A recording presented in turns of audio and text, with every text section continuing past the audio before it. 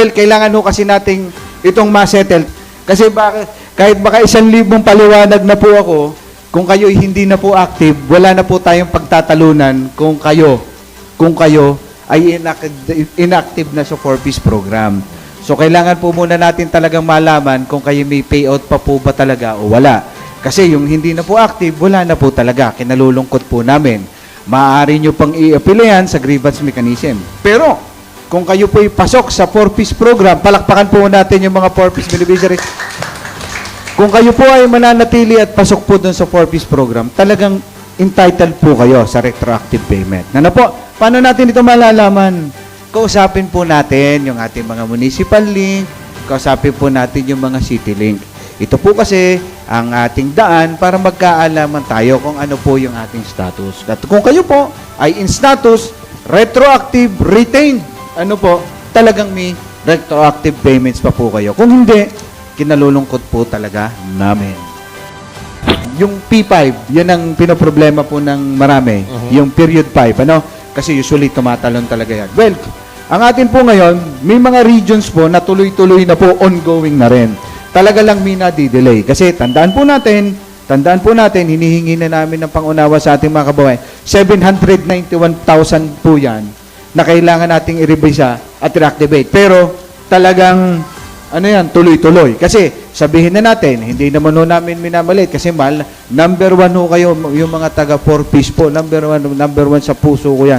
Gusto ko na magtatodo dito, 4-piece forever. Ganyan ko ho kayo kalab. Kahit na yung iba, barilin na yan si Asik na yan, sinungaling niya si Asik na yan, pangit niya si Asik na yan, di ba? Hindi ako ganun. Love na love ko ho kayo, number 1 kayo sa puso ko. Kaya, tuloy-tuloy po yan. Ito, tumawag pa po ako kay Director Gemma kagabi. Siguro, mga hating gabi. Ganyan ko kayo kalab. Sabi ko nga sa misis ko, mamaya ka na tumawag at kausap ko pa si 4-piece NPMO Gemma Gabuya para nga makapag-report ako sa inyo. Yung pong ating regular payout ng P5, ongoing po talaga yan. But then, yung sheer number po ng reactivation process, yun po yung ating nagiging problema. Kasi po, kung talagang wala pong natuloy na payout, reactivation at yung ating retroactive payment, baka hindi po 426 ang nanonood ngayon. Baka 4 million ho yan. May nagagalit talaga at may naiiwan. But then, nagtutuloy-tuloy po. Ongoing. At magtutuloy-tuloy po yung ating P5. Ano? Yung payment period natin ng P5. Ano po?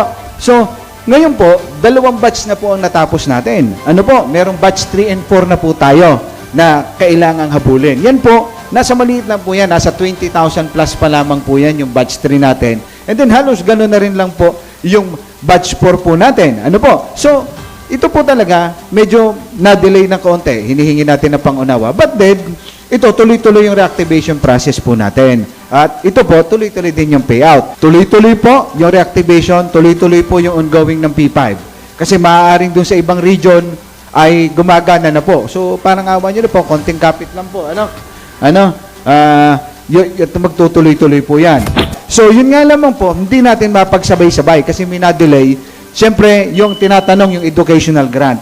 Ito po, maasikaso lang natin yung deficit natin na ito para doon sa ating naipangako, na health grant ninyo at saka yung inyong, yung regular na payment natin para sa rice, isusunod naman po natin yung ating educational grant. Ito po, ngayon pong February, nag-uumpisa na po yung validation, revalidation po natin. Kasi, di ba, tandaan natin, may conditionalities po na kailangan to. Nakapasok ba, and so on and so forth.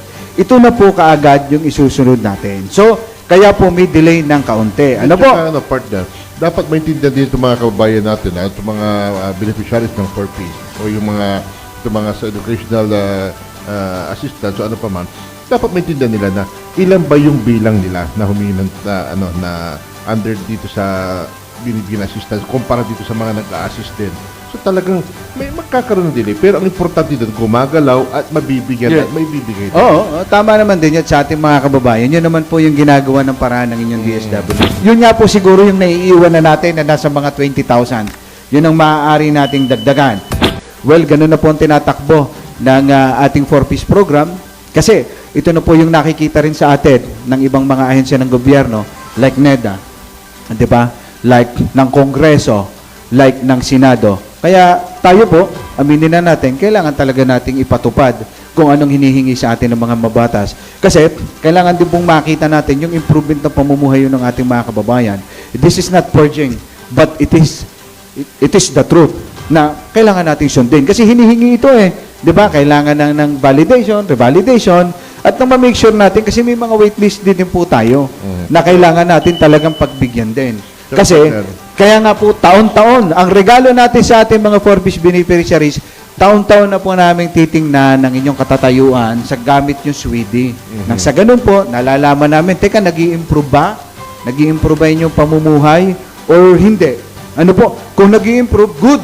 Maaari po namin kayo tulungan para makagraduate na po sa programa. Kung hindi naman po, siguro maaari natin i-recalibrate. Kasi yan po ang puna. Tandaan po natin, ang paggasta ng kwarta ng pamahalaan ay nagmumula po sa Kongreso. Kaya may karapatan po sila, tinatawag po natin itong i-check, oversight function sa atin. At yun po ang nakikita. Abay, teka, bakit parang walang nangyayari dyan? Kaya ipakita po natin, bilang mga 4-piece beneficiaries, na tayo handa rin po mag-comply at ginagawa rin natin lahat para mag-improve ng pamumuhay.